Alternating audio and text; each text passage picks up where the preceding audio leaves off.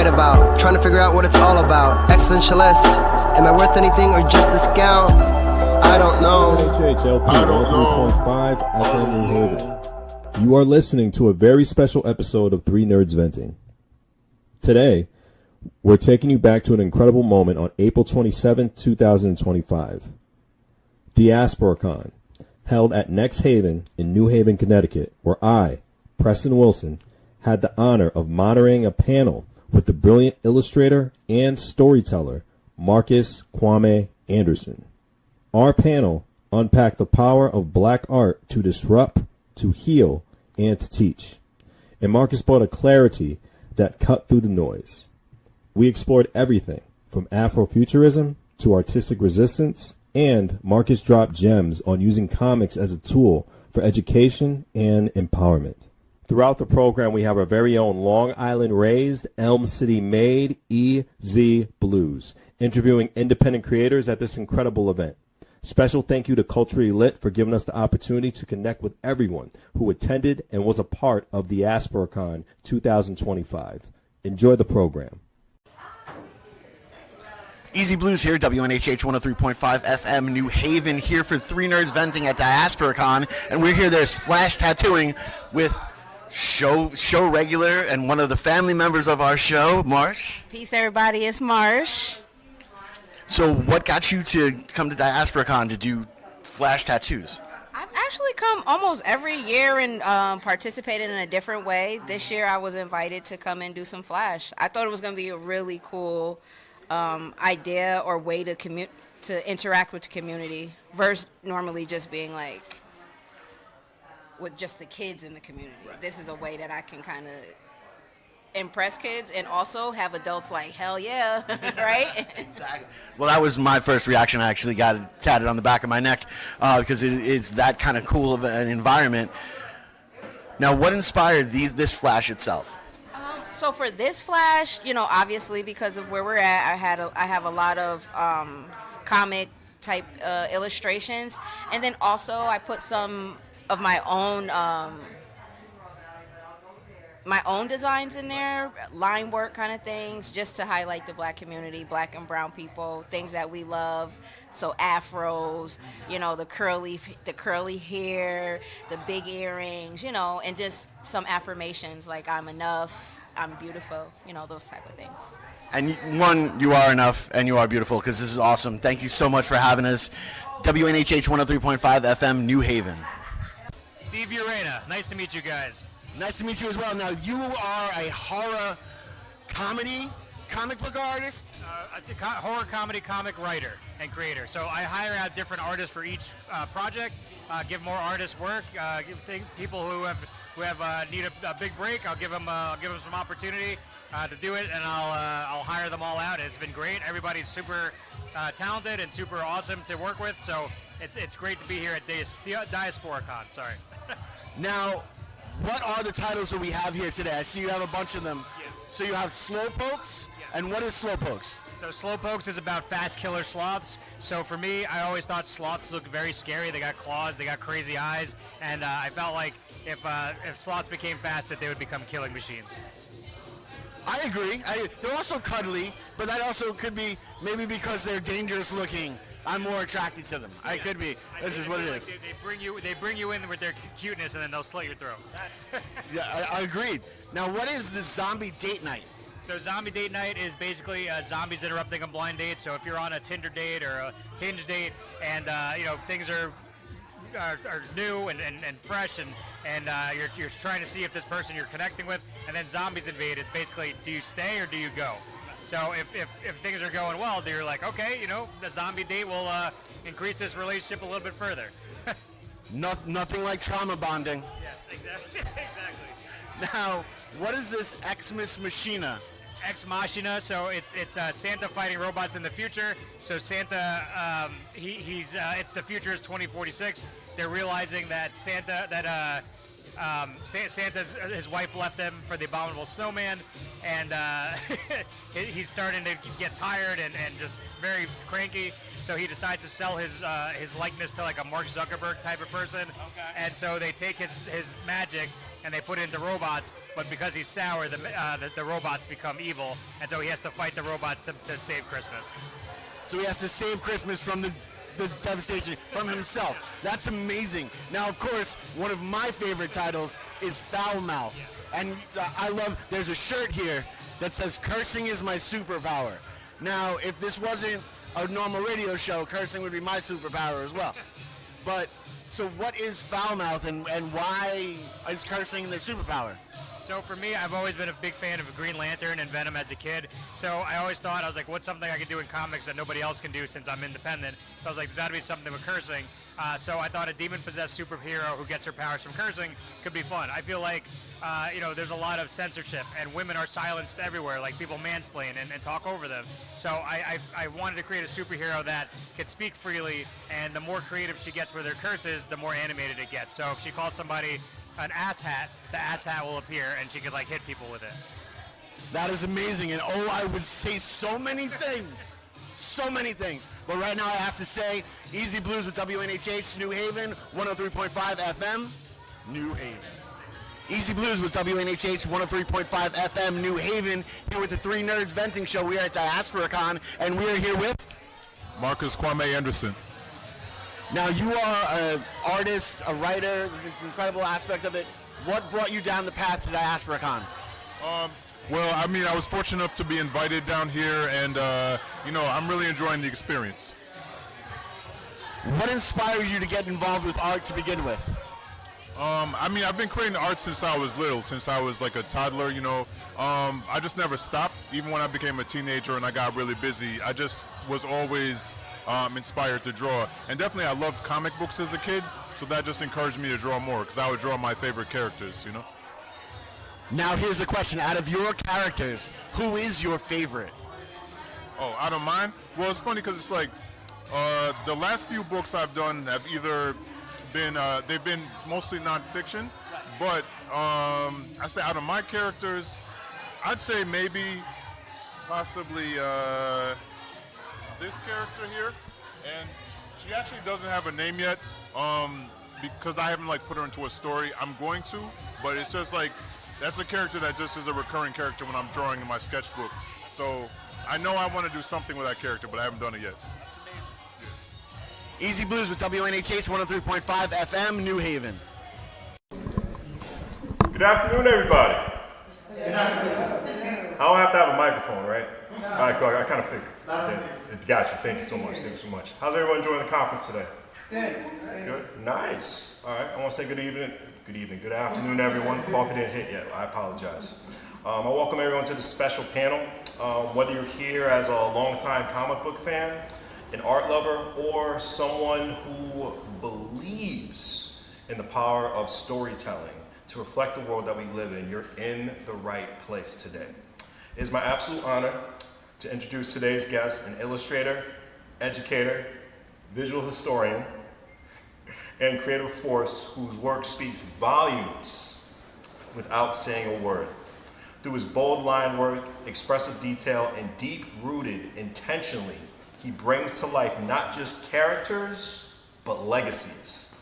Marcus Kwame Anderson is widely recognized for his contributions to graphic novels like The Black Panther Party, a graphic novel history with David Walker, a critically acclaimed work that reimagines how we engage with historical narrative through the lens of power visual storytelling.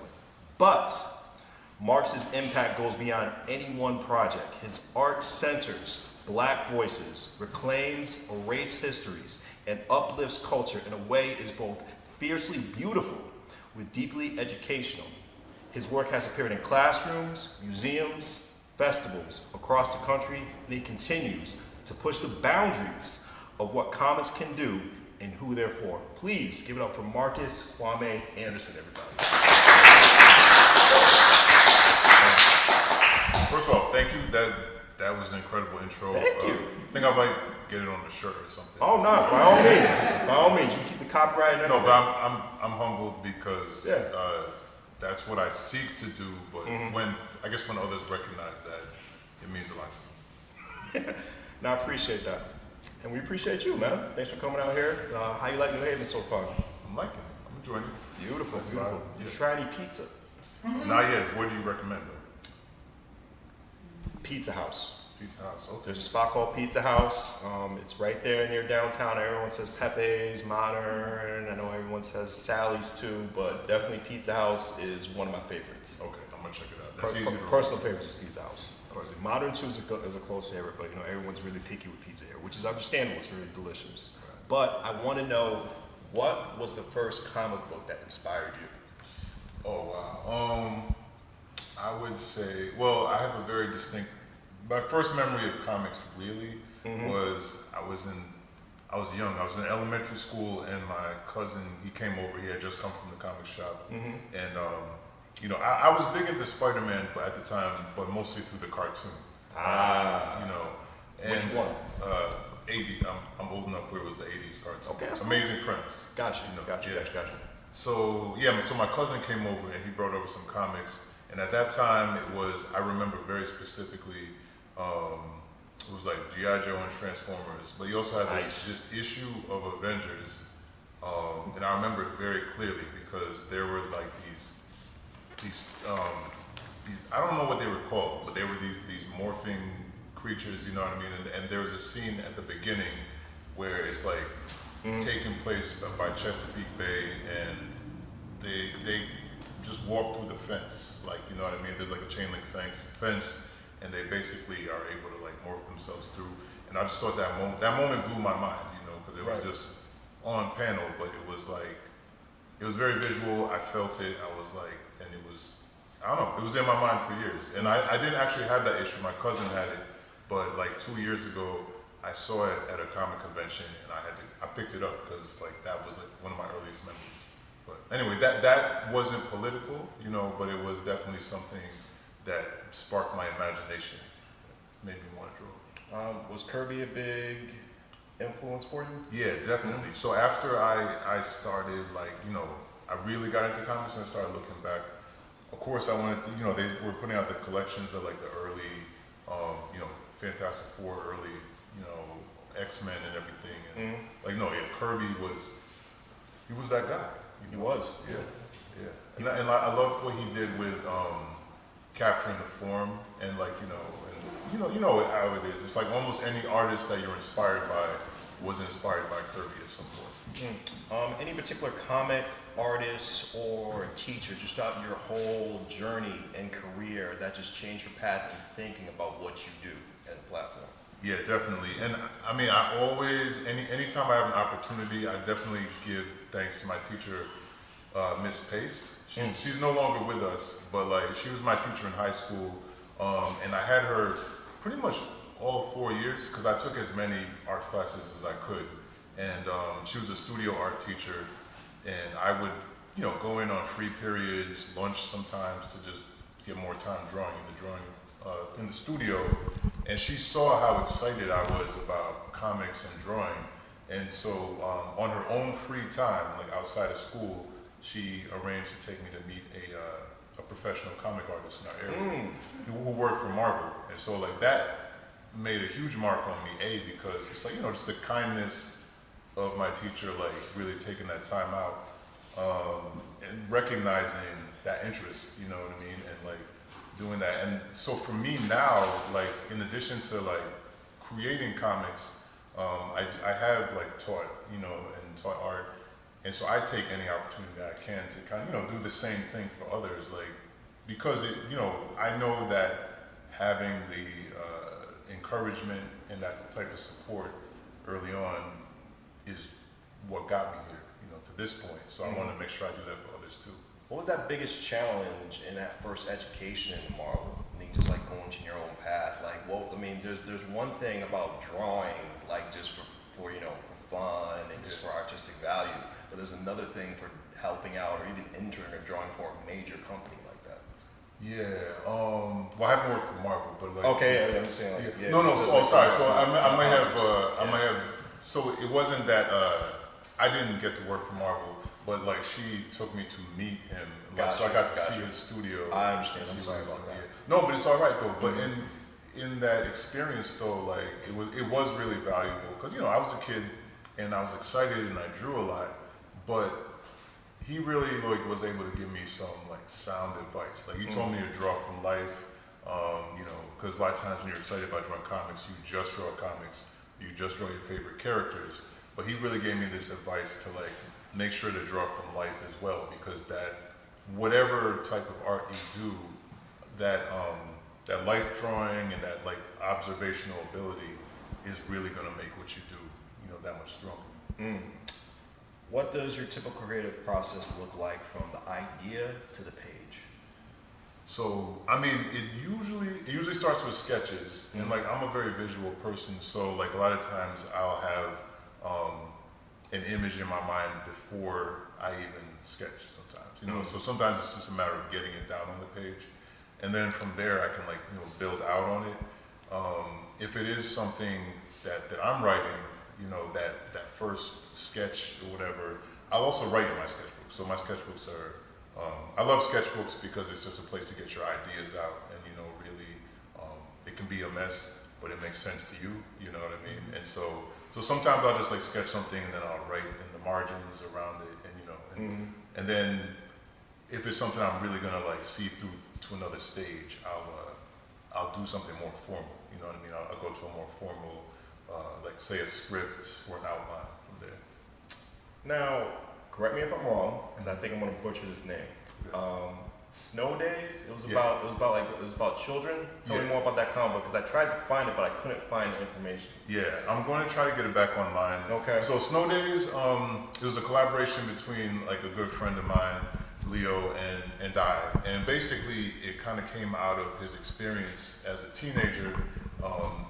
He, like a lot of times, kids will shovel snow to make money. Yeah. And I mean, I did, but I wasn't very organized about it. But this came out of like an experience he had in Queens where he would shovel snow. And of course, like with all good stories, it you take your real experience and then you like blow it up a little bit. So like Leo's story was a little less dramatic than ours, but like the germ of the idea was he had this one experience where him and his friends were shoveling, and then these other rival shovelers they wanted to shovel that same block, so they had a minor argument. But in our story, like the idea became like, what if there was a group of kids that were really enterprising, and like they wanted to run it like organized crime almost. Okay. So nobody gets really harmed in the book. There's some scuffles, or whatever, but it's more about. But what we do focus on in the book is there's this community that has had a large influx of like immigrant communities, like Black immigrant communities, Latinx, and so in that we get to kind of through a middle school lens, like interrogate a lot of the class and cultural clashes that happen in society, and it's a fun comic. So. Now, talk about kids. Let's take the time machine back about like 10, 12 years ago. Okay. New York, I saw something online. It was like a Bob Marley mural. Tell me a little bit more about that. I mean, you guys had a lot of fun back then. Yeah. The one, you're probably talking about the mural that I worked on, right? Yes. Okay, yeah. Yes. So that one, so there's a really cool place. I'm from the capital region of New York, the Albany region, and we have some cool art spaces there. And there's this one place called the Center for Independent Media, and they're a real community-based place, very welcoming to the arts, and working with teens and youth, and they just do a lot of great things. So that particular summer, they had brought me in as a guest artist, teacher, muralist to work on a mural with the community, and so we had these meetings and we met and we like spoke about like what our vision was for the wall, what we wanted to see on it, and it actually happened to be on the side of this Jamaican restaurant that had just opened up in the neighborhood, and so I'm Jamaican myself, Nice. and like so I connected with the restaurant owners, Okay. and like we talked about like some of what they wanted to see, and so we had Bob and some other aspects of Jamaican culture, but then we weaved in other historical and cultural things from the community. So it was cool because like everybody had some input on what it would be. I went home and I kind of like took all those ideas and I drew a design for what it would be, and then we blew it up on the wall, and everybody came and helped to paint. How inspiring was working with the youth back then? Like, what would you learn from the most, just teaching them and just guiding them throughout the world?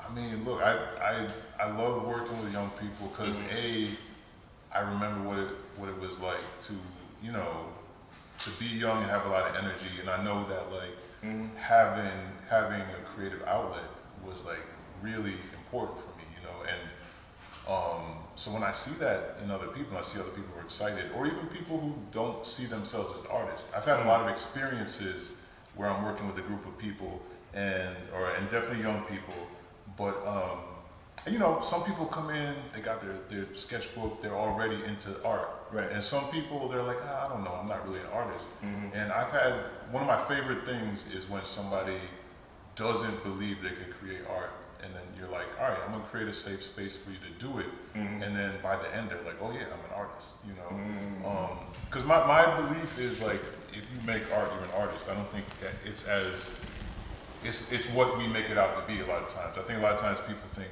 being an artist is like you're up in galleries and people know your name, and it's like, no, if you make art, you're an artist. So I think for me, one of my favorite parts is just seeing people be inspired.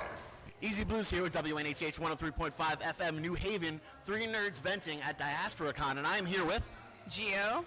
And Gio, what are you doing here at DiasporaCon? I'm here today to capture the events and all the fun moments with my camera, so I'm the photographer, essentially. And where can people find your photography? You can find me on the website, gioroper.com, or on Instagram, _GioMarie, and yeah, that's where my work is right now. That's amazing. So make sure you go and check out her work. WNHH 103.5 FM, New Haven. How do you balance historical accuracy with creative feeling, with creative freedom? I can barely speak, I'm very sorry about that. Yeah. When illustrating nonfiction or activist-driven work from this great piece of artwork, the Black Panther part of the graphic novel that you were part of. Yeah, so that's a great question. So accuracy was super important to me, to the point where I expressed myself out in creation of this book.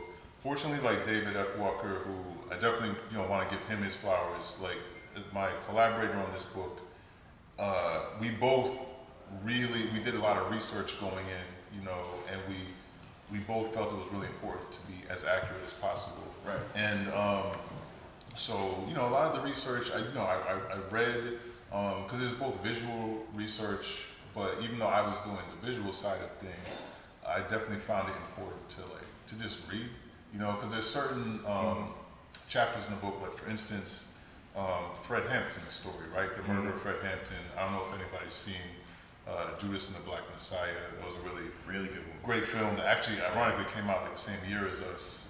This book, but awesome. His story, is tragic, and one of the central. He was a really important and inspiring young man. One thing people don't necessarily know is he was like, I think, just barely 19 or 20. When he was assassinated by law enforcement, and so he had already like moved so many people and made so much change in his community, and like barely 20 years old. But in the telling of his assassination, like we wanted to be accurate, but we didn't want to be gratuitous. We didn't want to be, to make it gory specifically, but we also didn't want to tone it down and make it seem to be less than what it was. We wanted to convey how awful it was, but also not be gratuitous. So we found a balance, like David and I spoke a lot about it, and tying back to your question about research, there's photos that exist of the aftermath, but there's not much of like how it went down. So I really had to read accounts from people's written accounts and spoken accounts, and pair that with the script and with the images that we do have of the aftermath. So it's a balance, and then it's also taking all that research and accuracy and just still allowing myself to be a storyteller. Because when you're a visual artist in comics, you are a storyteller, right? And you have to have some freedom to tell a story. And so it's just really a matter of making sure you're not inaccurate. And to a certain extent, you're going to have to I don't know necessarily like what color the wall is, right? But so there's a certain amount of interpretation that happens, but you want to not be anachronistic, and you want to make sure you're not really doing anything that's not true to the people or the events. Respectful. Yeah. Gotcha. Now, how many rewrites? How many, how much time did it take? So, David, he took, I want to say like, on paper, when it comes to our contract with our publisher, like he had like a year to do it. Okay. He definitely went over that year just because there's so much research and there was so much involved. There was a lot of rewriting.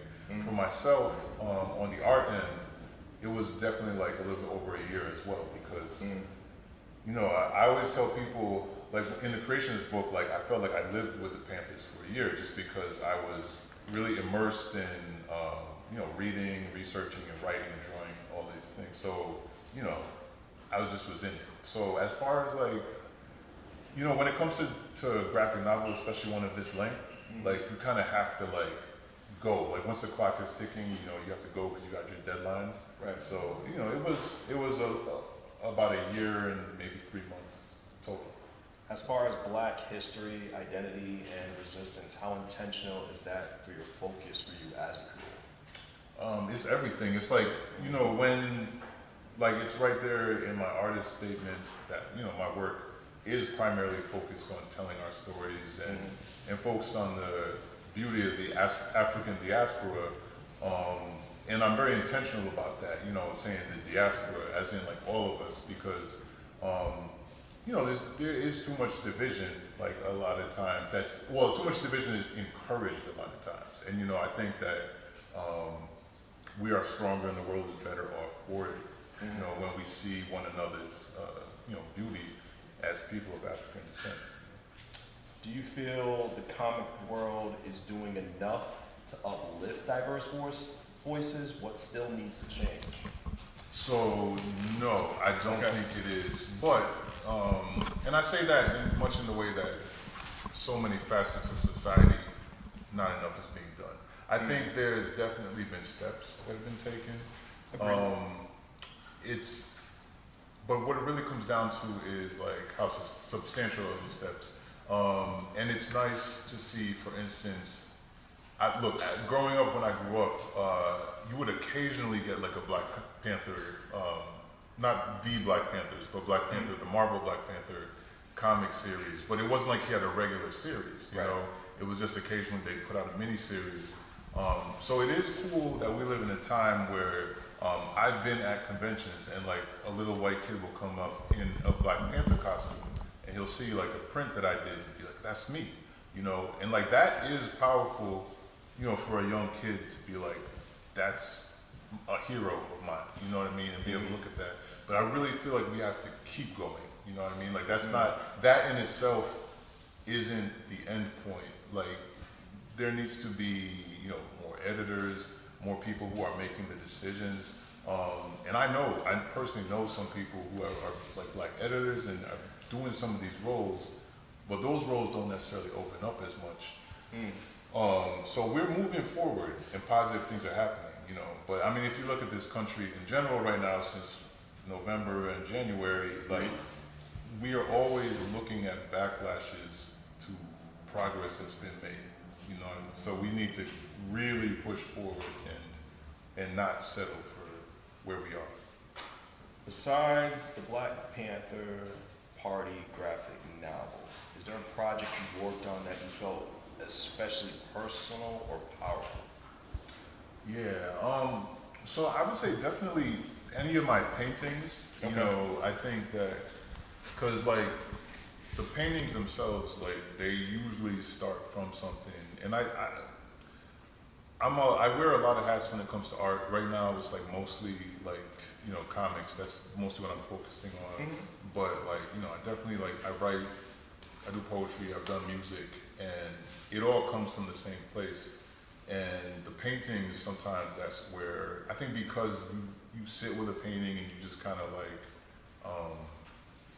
it takes shape, you know, over time. Like you might have a picture in your mind, but like it requires like patience and like a sort of dialogue with the canvas, you know. So I don't know, I say the paintings are very personal.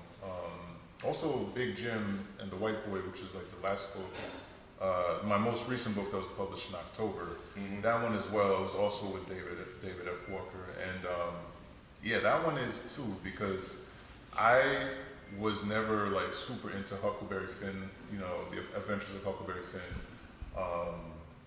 And our story, it basically is a reimagining told from the perspective of Jim, you know, who's an enslaved black character. When the book really, the original book, he really didn't have much time on the page, you know, and he was treated with some kind of minstrel-like, you know, representation. And so we really wanted to not only make him a fully fleshed character and human being, but also have a world, his own world, right? His own family. Like his mission in our book is to find his family. And through that, we got to do a lot of things. We got to tell an intergenerational story about black family and the legacy of slavery and the connections. But we also got to just like tell a story where, you know, there is a character who was an enslaved black person, but he's a fully fleshed human being. Because, you know, a lot of times there's a very fair critique that a lot of us have that we don't necessarily need a bunch more stories about slavery. But I would argue that it's not that we don't need those stories, it's that we don't need them done the way they've been done over and over and over again. You know what I'm saying? So like, just the ability to tell that story, but to really focus on the humanity of Jim and these other characters was, that I did find a lot of personal pride in that. Is David F. Walker your kindred spirit? Yeah, definitely. And he would say the same thing. No, he would say the same thing. It's so funny because it's like, you know, any time that like I'm feeling down, if we happen to have like an artist talk or a thing, he'll always, we sing each other's praises, and there really is value, I should say, in when you do have a good creative working relationship with somebody, you know, because they can get rocky. Yeah, of course. I'm pretty easy to work with, so I haven't had too many experiences that have been extremely rocky, but yeah, like I don't know, we work well together, and I think we see things similarly in a lot of ways, and we understand each other's strengths, and yeah, we come together like Voltron. How do you choose the projects you say yes to? What matters the most? I think, well, definitely what matters the most is I don't want to do anything that's like against my values, you know what I mean? Like, and so I mean, there's that. I also like things that do challenge me, you know, that kind of like push me to. I don't necessarily want. So there's a certain through line in the sense of like what we talked about like representation and the importance of that. But I also don't necessarily want to do the exact same story over and over again either, you know. So I think just something that matches with my values and doesn't go against them, and something that would be a cool creative challenge. Digital, traditional, or hybrid? Which tools are used to illustrate, and which is best for you? All. Okay. And I say all in the sense that like I definitely, so around, I don't know, the 20 teens when a lot of illustrators that I knew were going all digital, I was pretty stubborn at the time, and I was like, I'm just gonna stick with traditional because I love ink. I love inking traditionally, and it is cool to have like a finished physical page, you know. Okay. But on the Black Panther Party, when I was sitting down to work on it, it's like I did all the layouts on paper, but the book itself is almost 200 pages. So I was like, first of all, I don't know if I want to, you know, shell out for $200 worth of a Bristol board, you know, and so I was like, I'm gonna try doing my pencils digitally and just do it start to finish digitally, and I enjoyed it, you know, because prior to that I had a digital tablet without a screen, you know, one of the bamboos, and I hated it because it's like basically you're drawing down here but you're looking up at the screen. But then when I got one of the ones where like you're just drawing on the screen, it really is just like drawing on paper. You know what I mean? Okay. So like, So it's not cheating. No, it's not. But and you know what? It's funny you mentioned that because it's like as we get further into this digital age and AI and everything, I really want people to understand that digital drawing is not AI. You know, because like I know a lot of people that don't know art. They're like, oh, so that's AI, and you know. But no, it's not cheating at all. Like I mean, I suppose you could cheat if you wanted to. Like if somebody, but it's cheating. You could. So, for instance, if an artist wanted to, like, say, trace something, they could, but somebody's gonna find out. Like, you know what I mean? So, A, I don't recommend it, and B, like, why would you do that? You know. And there are artists who have gotten caught tracing other cartoonists who I don't even think were working digitally. So, basically, you got to do the work. If you do the work, if you use digital art as a shortcut, it will show up as a shortcut. You know what I mean? This is leading to my next question.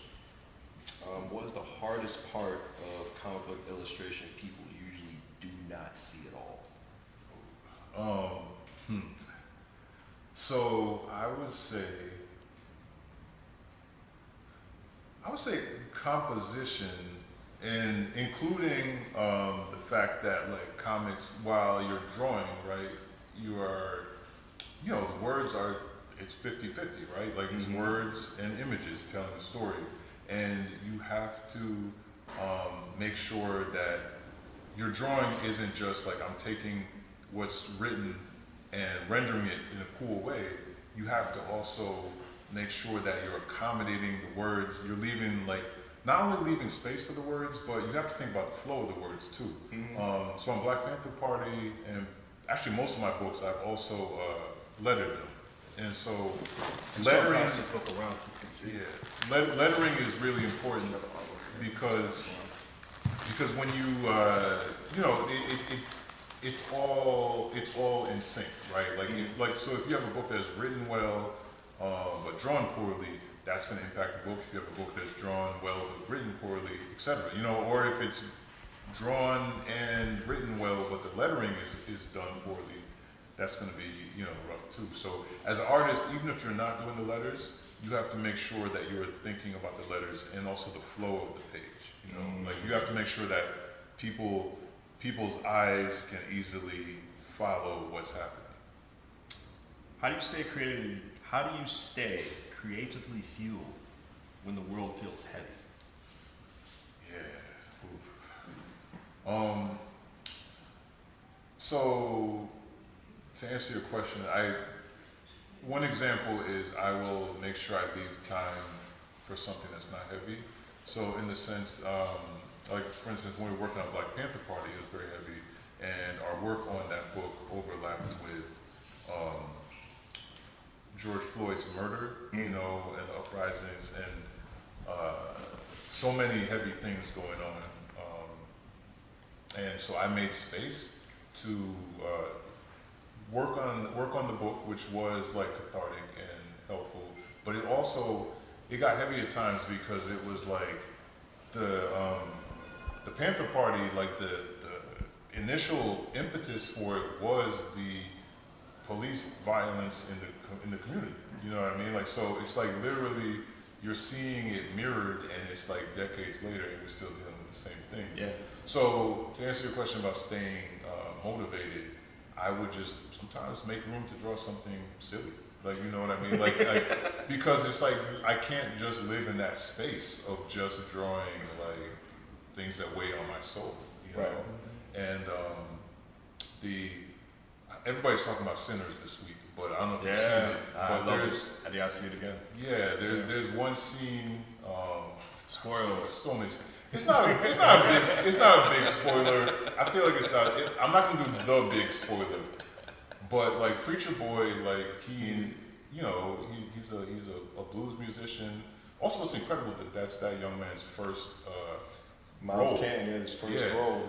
But like, there's the scene where Delroy Lindo is like speaking about just some real traumatic stuff, right? Mm-hmm. And he's speaking, and if you haven't seen the interview too, where he's speaking about that scene, the story behind the scene is really powerful too. But he's speaking about it, these traumatic things that happened, which are indelibly tied to race, and he trails off at the end of the story, and he just like starts like humming, like rhythmically, and then Michael B. Jordan's character says to Preacher Boy, like, boy, you got that guitar, you might as well do something with it. And then he starts playing it, and it's like this beautiful representation of taking like real painful stuff and just transforming it into art in a way that was like really natural and organic. Even the way it came together in that scene, it's kind of tied to the question, but I just want to talk about Sinners.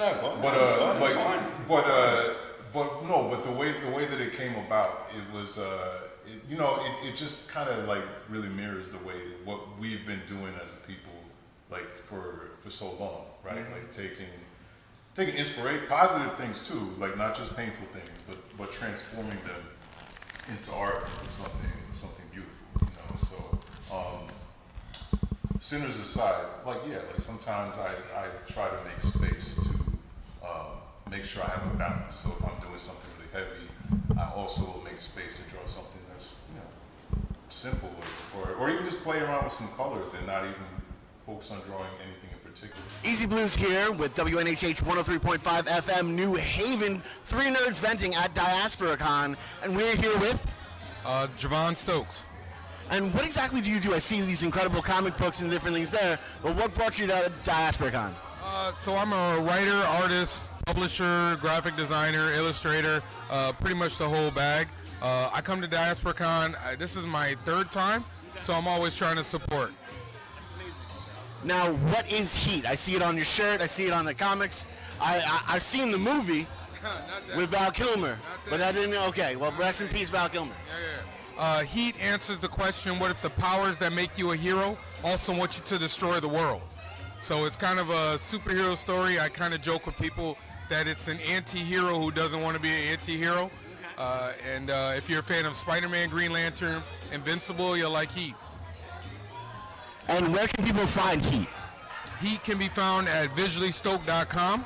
And I'm generally at a ton of cons. Obviously, I'm here at DiasporaCon.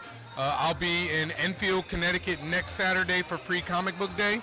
2 weeks after that, I'll be in Philly for Fan Expo Philly. And like I said, you can catch me everywhere. Find me on social media at visuallystoked.com, as well as Visually Stoked Media on Instagram and on Facebook. That's amazing. Easy Blues, we're out. You experienced so much throughout your artistic journey. Who haven't you worked with, and who is the future? Like collaboratively? Like artist-wise, just within your field. Yeah, I mean, there's so many people I haven't worked with. I like collaboration. So, I mean, there's a lot of people I'd like to work with. Writers. Obviously, I feel blessed to have worked with David, because even before we worked together, he was one of my favorite writers. But yeah, if I think of writers or other artists, I feel like there's too many to name. You know what I mean? Because seriously, I'm very open to collaboration, and there's a lot of people who inspire me. Awesome. So I would say, honestly, any of the many people who inspire me.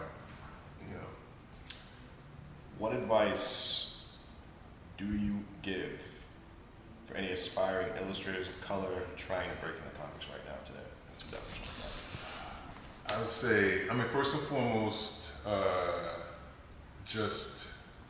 I would say,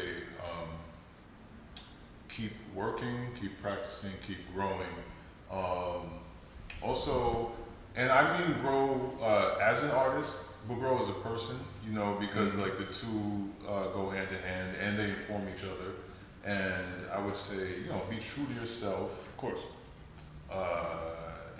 and know your worth too, because there is really something to be said for, you know, as a, and not just in a monetary sense. I know that we are in a world that, you know, a capitalist world, so it's like, yeah, it does boil down to dollars and cents oftentimes. But even knowing your worth as far as like, you know, as a creative person, as a human being, you know, and just knowing what you are, you know, what you're willing to do, and not sacrificing yourself or who you are in the process. You know, I see a lot of people. I've spoken to a lot of people who, in one sense, like maybe they're on their creative journey, but like they're being maybe undervalued or abused by you know people, and you definitely have to know your worth in that sense to protect yourself. And then also, I've spoken to a lot of people who kind of were pretty promising as creative people, but they had a bad experience with a teacher or a professor, you know, that kind of like discouraged them, and then they knocked them off their course. So I think that if you, that advice of like knowing who you are and knowing your worth and believing in yourself, like that will carry you through even if you bump into those people, because they are out there. You know, there's negative people out there, you know, and I always tell people that, you know, being an artist, it's like it, and not just a visual artist, like it's a creative person, singers, theater people, anybody, a creative person, an artist, like it, if you stick with it, you will naturally build a thick skin, right? Because you're taking something that's like personal, it's a piece of you, and you're putting it out into the world, and you're making yourself vulnerable, you know, in a way that that the average person doesn't necessarily do, right? Yeah. And so it takes a certain amount of bravery. So if you can like do that and stick with it, then it will, you know, it's like being able to take punches. You know, it's like being a boxer, kind of like you'll develop that strength and resilience. Perfect transition. If you can draw a comic team up between two figures, fictional or real, who would it be and why? Ooh, fictional and real. Wait, one would be fictional and one would be real? Or if you could draw a comic team up between any two figures, fictional or real, that's on me, I'll take comic. Okay, no. Who would it be and why? Okay. Final question to close out. Okay, let me think about this. I want to make sure it's a good one. Do you, man? I would say,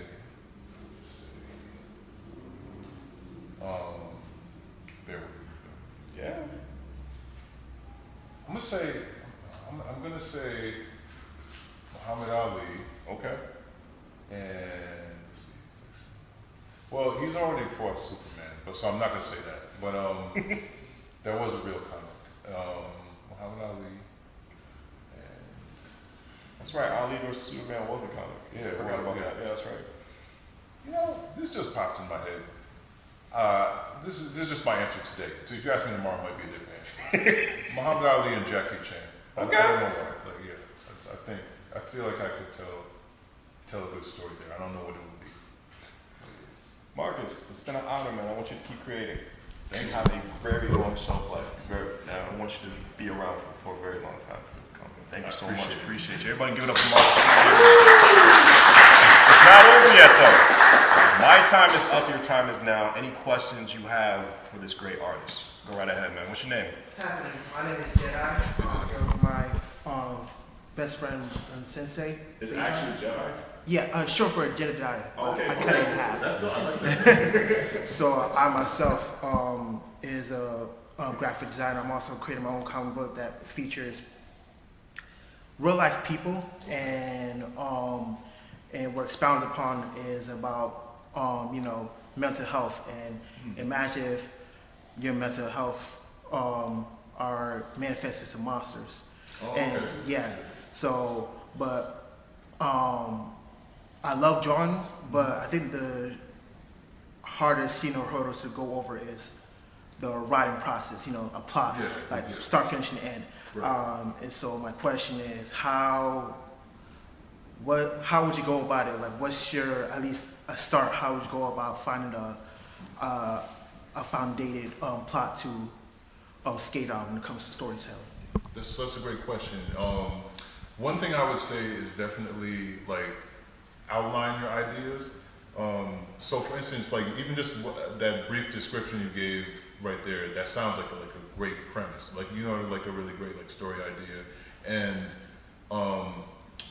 the thing that's important to take your great premise and like make it into your finished piece of writing is to really like outline and think about like your themes, you know. So obviously you're dealing with like, you know, mental health and you know and connected themes there, but you want to also think about your theme, like, all right, like what is thematically, what do I want to say, you know, about mental health and maybe the monsters that are connected to it, and you know, so I'm trying to think of a good example, but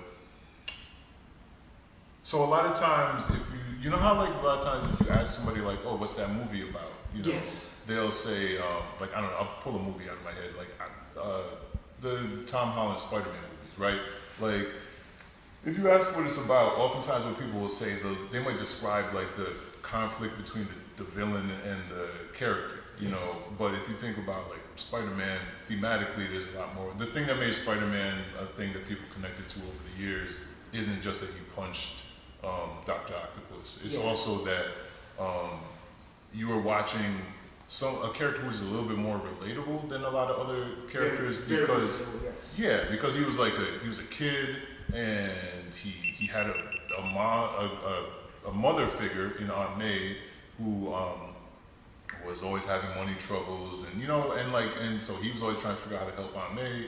Aunt May was very selfless, was there for him. So really, the theme of Spider-Man, beyond just like a guy who swings around the webs, is really just a regular kid, as regular as you can be when you're dealing with responsibilities. Right, dealing with responsibilities and everything like that. So it's like, if you think about your story and break it down like that, it's not just like your premise and what's going to happen. It's also the theme, like the heart of the story. You know, like what it is that motivates your characters.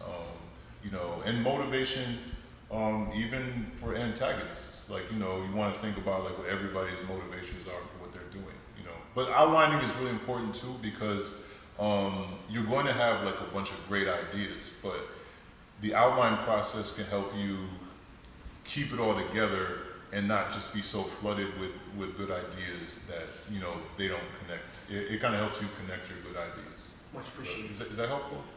Extremely. Bountiful. Appreciate it. Unfortunately, this concludes our very special 2025 DiasporaCON broadcast of Three Nerds Venting, Volume 26 for Preston and Easy Blues. Once again, we give a huge thank you to everyone at Culturally Lit for hosting the event. We really hope to see everyone next year for 2026.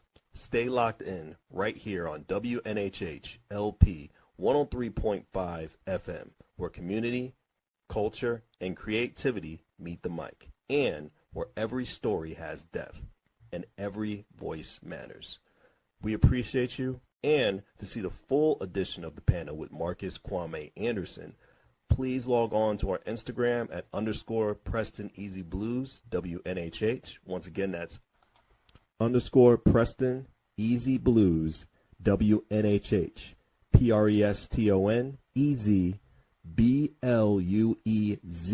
WNHH. And also log on to our Facebook as well, Preston and Easy Blues, WNHH 103.5 FM. We appreciate you and thank you for listening.